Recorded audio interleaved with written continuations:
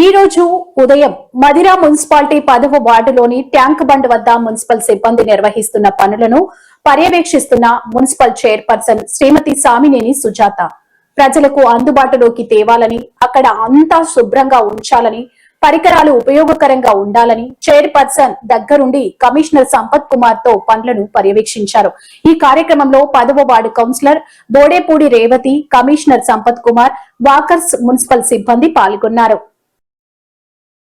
Tank bund వద్ద చిన్నపిల్లలు ఆడుకునే పరికరాలు రిపేర్ చేయడం మరియు ఆట స్థలాల వద్ద ఇసుకను పోయించడం, వాకర్స్ నడిచే దారికి శుభ్రం చేయడం, స్విమ్మింగ్ వద్ద టాయిలెట్స్ కు నీటిని ఏర్పాటు చేయడం, ట్యాంకు బండుపై ఉన్న వాటినన్నిటిని ప్రజలకు అందుబాటులో తేవాలని, అక్కడ అంత శుభ్రంగా ఉంచాలని, పరికరాలు ఉపయోగకరంగా ఉండాలని చైర్పర్సన్ దగ్గర ఉండి కమిషనర్ సంపత్ కుమార్ పనులను పర్యవేక్షించారు. ఈ కార్యక్రమంలో 10వ ward councillor Bodepudi Revathi, commissioner Sampath Kumar, walkers మరియు మున్సిపల్ సిబ్బంది పాల్గొన్నారు.